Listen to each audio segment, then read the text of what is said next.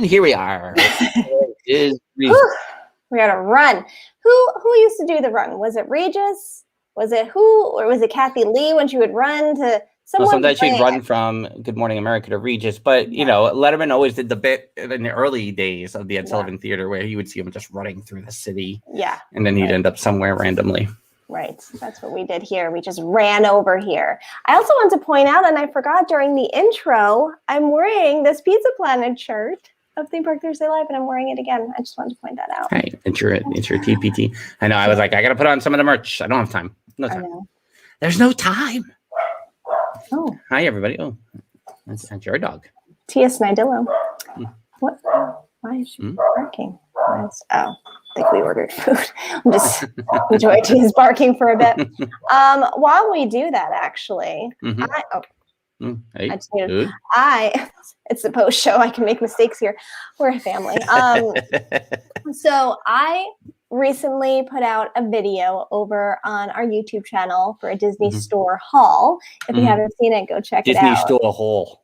Disney Store haul from Long Island, out there in Riverhead. That's where I went to get all the merch. So there was one thing I did not include, and that was something we purchased for you. For who? You. Me? Oh. Yes. So I'm going to show it here to our Argillo's Diz Resort. I didn't know I was getting no gifts. one has seen this.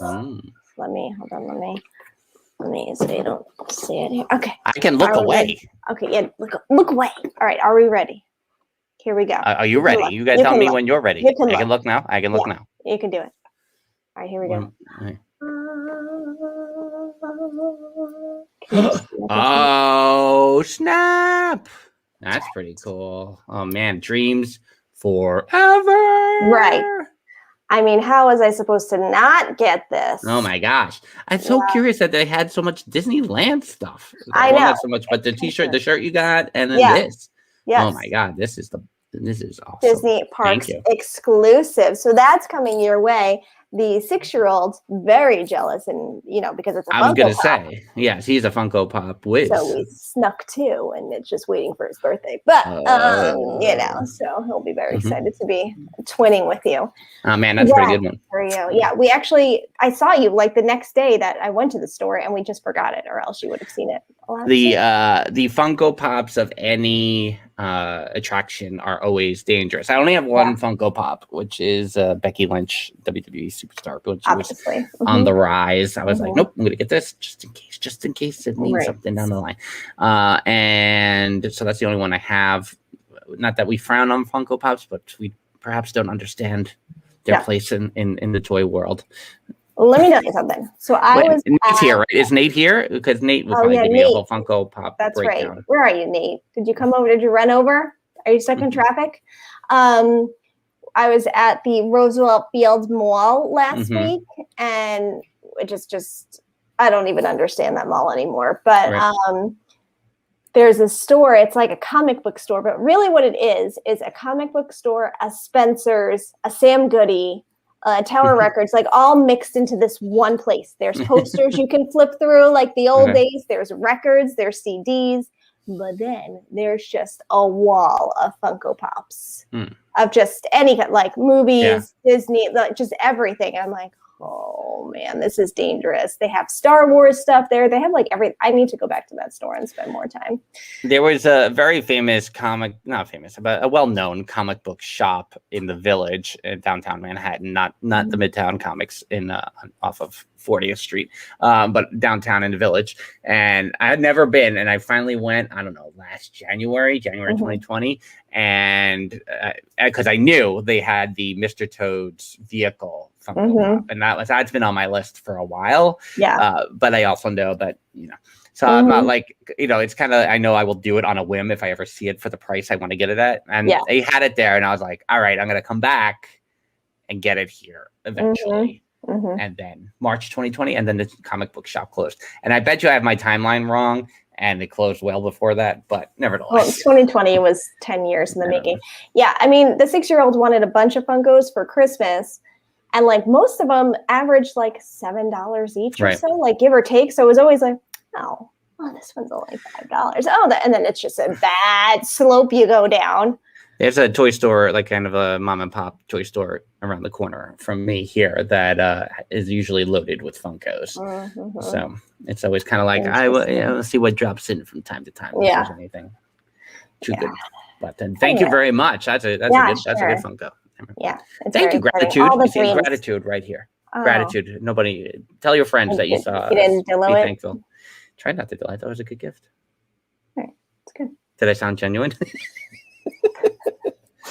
There you go. That's how we let off the podcast this week. If you didn't listen to Theme Park Thursday, the podcast this week, spoiler alert. As always, we're worried about talking about good things that are happening to us. That's right. That's how we roll. That's how we roll. Me. Yeah. And we talked a lot about wrestling, which a lot about wrestling. Appropriate. I didn't. You know what? I'll tell one wrestling story here that maybe I'll tell on the podcast in the future, but I'll share it here at the resort first because when I was listening to it, I was like, I never tell my other favorite wrestling story because the Scott Steiner chopping the genie always is the best story, and then seeing random wrestlers along the way. But there was one other time that I was involved with wrestlers, and back in the day, Jen, you can attest that you got to walk around a lot of the backstage, what is now Toy Story Land, where it was the backstage tour, there was trailers back there, etc. You got to walk around a lot, and I used to like crossing, when you have the power of the cast membership, you like to try to walk wherever you want. Felt cool. It felt cool to walk backstage. So I did not look in the windows of the trailers though. No, you didn't want to ruin the magic for yourself. No. So usually where I had to cut through to go back on stage to go to wherever, break room I was in from lunch, I would cross through a gate, which is now where the Toy Story entrance is, the Toy Story Land entrance. Like basically that path you walk down used to be a gate that connected on, Mickey Avenue, Pixar Place, whatever you call it now, to the backstage studio tour.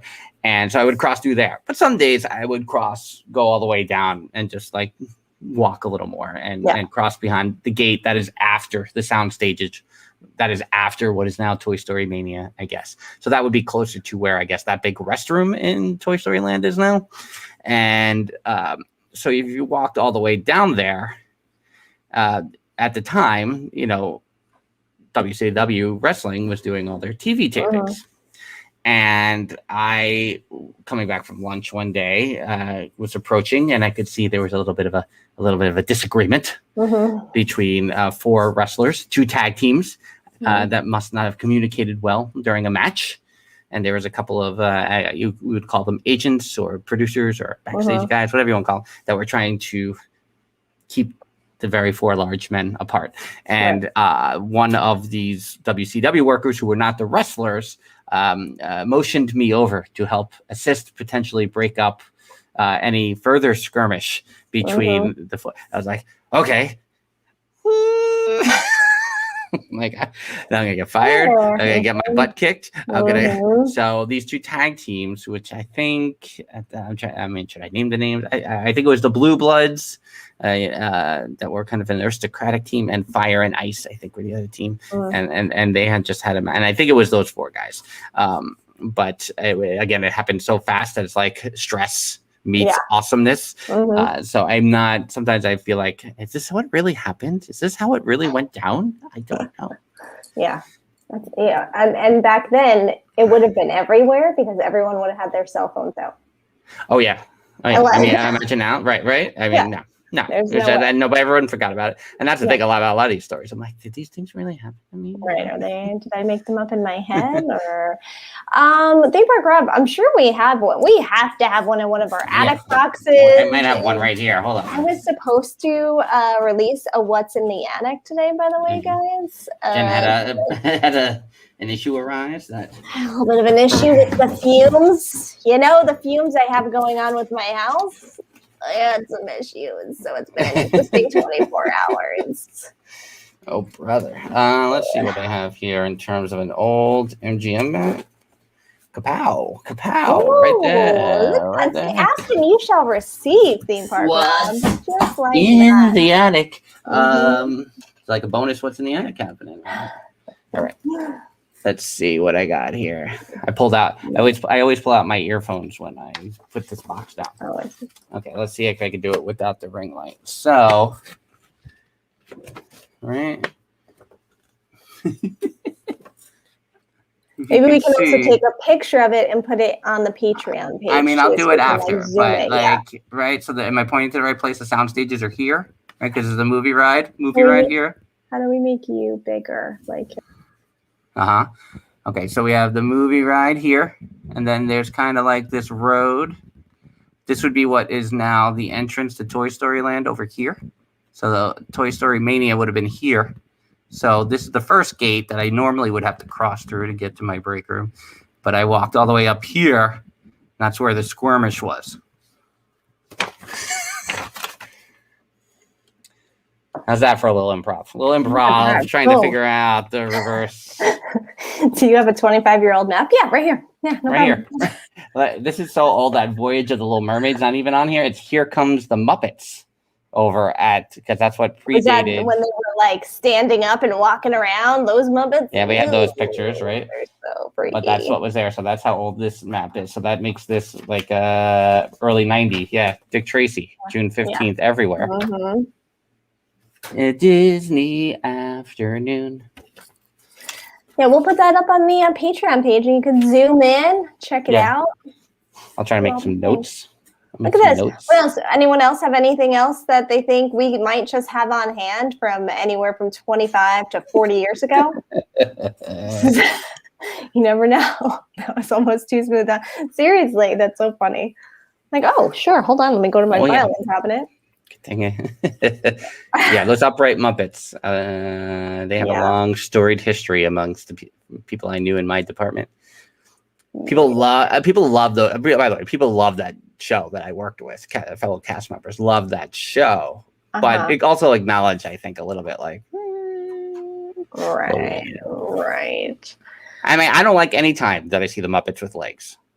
Even like Muppet Babies, I think I can put up with, but like anytime like Muppet movies and you see like, no, it's weird. I in my senior year of high school, in that same mall I was just talking about, I worked at the Learning Smith, and on the back we had a big projection screen, and we would play Elmo and Grouchland sing along a lot. And one of his songs, he stands up and you see Elmo like with his legs, and he's like learning how to walk, and I'm like, I can't. It's just it's still to this day the weirdest part of that whole thing. Yeah, I don't like it. I should say, because we are here at Dillo's Diz Resort, and we did have our virtual interactive discussion about In and of Itself last month, that I just finished Derek DelGaudio's, I still can't say his name right, DelGaudio. I hear it right in my head, but I cannot say it out loud. Because it's the New York. It's the New York accent that ruined DelGaudio. Derek Derek DelGaudio's book, A Moral Man. It's one word, but it looks like Amoral Man, but it's one word title. The book was released last month. And if you saw the show, it leads up to no spoilers for Jen here. It leads up to a certain point of his life. And so for Lee, who could not get Hulu in the UK, I strongly recommend the book. And to give you a little bit of insight, won't ruin the show at all. Don't tell him to do it if it's going to ruin any of the show. Hard to say.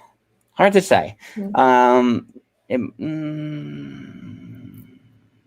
a good question. I don't know. I don't know if it would or not. I don't think it does. Until he solidifies that answer. Yeah, ask Mr. Snidillo and we'll bring it back here next week and let Lee know for sure. Right. Maybe we'll talk about it in our new Discord. Did everyone get the link to our new Discord? So all of us can be there and chat, and we can take these discussions further, and just one place. Anyone can start a topic, all the things.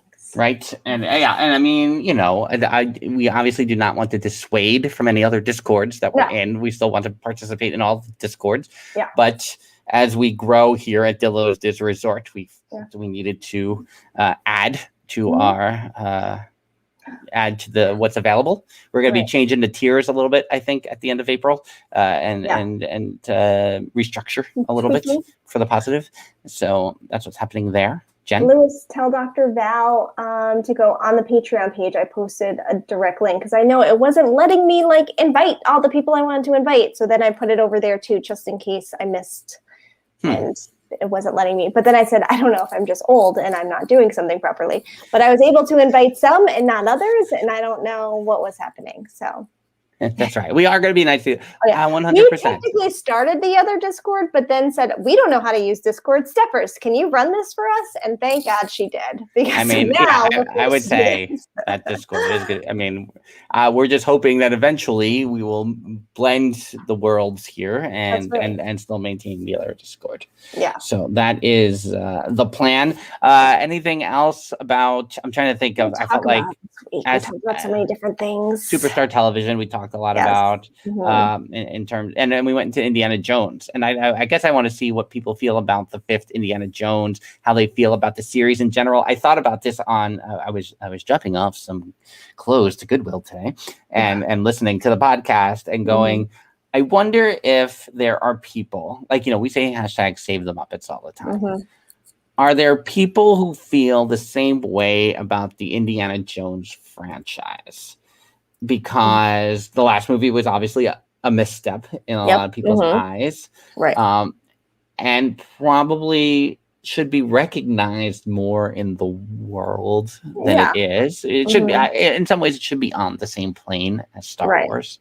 I mean, you could make the same argument for Back to the Future. Like when they closed that ride, I was like, what are you doing? Right. Like, yes. Yeah. How people feel about it is it's not being recognized like it should be. So I guess that's part of my question is whether people hold the Indiana Jones franchise in the same way that they hold the Muppets of like, you could easily make a case that both the Disneyland attraction and the stunt show could go away, and would people really blink an eye? Right.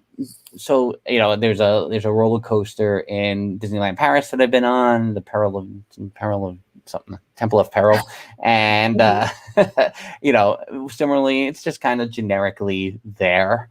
It doesn't need the theming, but by enhancing these areas more, like really putting a stronger focus on it, I feel like guests would benefit more. Movie lovers would benefit more. I mean, you were kind of on the fence of like, no, wait for the movie and then do something, which is good and bad because the you look at like Frozen and they biffed it with having anything ready. Toy Story we'd talk about, biffed it with not being prepared for how much it took off in the world. But on the flip side, you have something like Dick Tracy at the studios, and they were kind of left with like, okay, the movie didn't do as well as Batman. What do we do with all the stuff we have at the studios?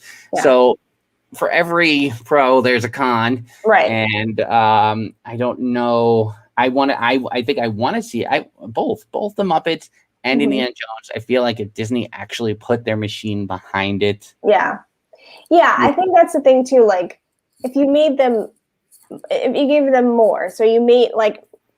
Find a spot for the stunt show and the ride in one area, and that's just the indie area, and I think you would feel the love for it more than now. Yeah. Oh, is it Nate Hardy saying that you think the ride is overhyped, Nate? I just want to be clear on that, not the movies. Right. Woo. Like, oh, hey, because I think Raiders of the Lost Ark will be the next meeting of the Forever 44 Fedora Club. It won a poll last week. Right. We'll probably do Indiana Jones, and then Blues Brothers is probably where it's going next. Blues Brothers will probably be over the summer. How about a Muppet Indiana Jones remake from Jeff? All right. Are you going to break out your indie hat for that Fedora Club meeting? We got to take like a steamer to that hat because that's in the attic. We haven't shown that on What's in the Attic yet because it's actually Mama Papadillo's attic. Yeah. But we were like, oh, we can't show this right now. It's a little dusty. It's a little gross. It needs a little steamer action. Yeah. It's gonna be one of those things where you could be shaving. You probably could take a razor and shave off the dust on that. It's been up there a while. It's been up there a long time. Yeah. So I mean, so you're still like, no, the next movie is gonna have to hit really well. I mean, again, you see these arguments every day about Star Wars and how people feel about Star Wars, and definitely there was too many cooks in that kitchen. But now it seems like it's a little more on track again after this trilogy of movie is ended. However you feel about trilogy is how you feel about the trilogy. Like, I think Indiana Jones movies, like I said on the podcast, I think people love them. I think people appreciate them, which is why they were so upset with the last one being the misstep that it was. But because of that misstep, I don't know that you can make a financial risk in making it bigger when you don't really know how it's going to go, or if you're going to bring the audience, or if they're like, no, forget it, I'm not going. Yeah, no, I don't necessarily disagree, but I feel like if handled properly, could be really great. And I don't know how that, I feel like I set my expectations too high. They're too high, and I think some of the last movies, feelings, whichever, what the heck was that one called, with Shia, comes from, one, their feelings towards Shia, but also it was residual anger at George Lucas for his CGI stuff, and that carried over into Indy a little, because I don't really mind the Indy. It doesn't feel the same. That's okay. People are like, the refrigerator scene, and I'm like, it's kind of the indication that this isn't going to be the Indiana Jones you remember with the Nazis. We're moving on into a new era. So I kind of got that, but I was left feeling empty at the end. And again, that's a lot of CGI stuff. Sometimes, you asked me about the Descendant stuff with the CGI, and I think sometimes you get lost. You don't get the connection because they're not connected to the elements. Yeah. And so maybe that's a little bit of what Indy did for me as well. Yeah, makes sense. My earpiece just fell out. Oh, there it goes. Your ears are too big. Right now. Yeah, I think that's true too. There was definitely a Muppet Babies indie parody episode, I recall that. Oh, that's true. Yeah. Well, Muppet Babies doesn't get a lot of love on Disney Junior either. I'm not really happy about it. They released a bunch of new episodes in January without much ballyhoo, and I was like, come on. I know. And then they just forget about it again. We check every Friday when new episodes drop on that app. We're checking Muppet Babies. And everyone was all about the Sam Eagle on Baby on the Twitter a couple weeks ago. I'm like, people want it. They want it. They want and they can feel when it's not connected. Makes me crazy. Anything else that we talked about on the podcast? I mean, we should say, and we've said it before in different ways, but we could share it here with a little bit with the guests. This week was an episode where we knew we were going to do like a chat episode. Yeah. Jen texted me a series of topics. Like, she's like, here, this is what I'm thinking. And I'm like, okay, great. So I started thinking of stories, and then Jen gets on. I'm like, all right, what do you got? Which stories? She's like, I don't got anything. I said, you gave me the topics. So. Well, here's the thing. I gave you topics thinking you would pick one. Maybe we would discuss. You were like, all right, sounds good. And then I was like, all right, he'll just get back to me later. And then I forgot, and the day passed me by, and then here we were, and you're like, all right, so what are you going to talk about? I'm like, I don't have anything. I have nothing prepared because I don't mind. I don't mind riffing for and it comes, the improviser in me makes it a challenge, because in the early improviser guide podcast days of Theme Park Thursday, things I really like to do was, if we went off on 3 different tangents, I would make note of them and I would try to connect them at the end. Right. It wasn't like something else. And now Frank will try to connect everything we've talked about into the last one. No, it was more like, how could I make this a natural conversation that connects all 3 of these items? So that I like that sometimes on the podcast when we go off and just see. And there was even times where I was like, I didn't bring this back at the end. I wanted to talk about that again, and I didn't. Right. But even bringing up Peacock episode. I followed that up. Oh yeah, go ahead. Go ahead, Nate. What you got? You got beef about the Ewok movie? About the Ewok movie, or what I said about the Ewok movie? Clarify yourself, Nate. What we talk about with something that rhymes with mutt. What? Oh, that's it. I did my alien. But I agree, and it was Shia's own fault, and it was how Shia was also presented in the movie. Yeah, it was not presented in a organic, genuine, natural manner. Because because if you really think about it, like that opening scene with they're going through the campus, the college campus, on the motorcycle, like, is great. But then, like anything that required a connection after, Yeah. no, Yeah. wasn't there. Nate, what is your beef with the Ewok movie, or we're getting out of here? Do it. I want to hear your beef. Nate. Those Ewok movies, I mean, I like things with weird vibes, but like, I'm not scared of them. I just don't like them. it's like I like little trippy things. But should I post the "I'm not scared of him, I don't like him" clip in the Patreon? So right, we're gonna have to. Well, we should share. I mean, you know, it is on our YouTube channel, but it's good to remind the guests the things we talk about on the podcast. So we might need the Ewok. I'm not scared of them. I just don't like them. And your talk with me in the ABC commissary following my appearance on Superstar Television. That's true. Those are the two biggies. And you probably could just share them publicly. Yeah, you could share them both, whichever. But either way, for the guests first. For the guests first. That's right. First, they should have the easiest access. That's right. All right, Nate, we can pick up this Ewok conversation next week. That's fine. And if you'd like to come on and join us here in the Dillo's Disc Resort, we'll extend some tackle to you. That's understood. So, Nate, you're going to table that next week here on the resort. We're going to send you an invite. You come in here and talk about the Ewoks movies. Oh, man. Everyone in the resort has homework. Go watch those Ewok movies in the vintage Star Wars. I don't think I'm going to do that. See, I understand. The Ewok cartoon. The Ewoks and their one big happy family. Is that the theme song? Terrifying. I think that was the song. If Jeff can confirm that, then we'll leave. The electrical water pageant's about to start, everybody. We have to send you out on your way here at the resort. Oh, man. You think Angela Dahlgren's watching that tonight? Making me jealous for all her picks. All right, so Nate is in to talk about the Ewok movie next week. All right, so awesome. Everyone has homework here at Dillo's Disc Resort, apparently. Jeffers knows that he's confirming that was a song. Oh, that was it. Excellent. So we've wrapped up those two things in a bow. Jen's gonna get a What's in the Attic up here sometime. Tomorrow. I'll aim for tomorrow. And we'll see you around the bend here, just around the river bend. Oh God. I go once more. Just till next time. She's Jen. I'm Frank. You know that, right? Oh, yeah. Bye.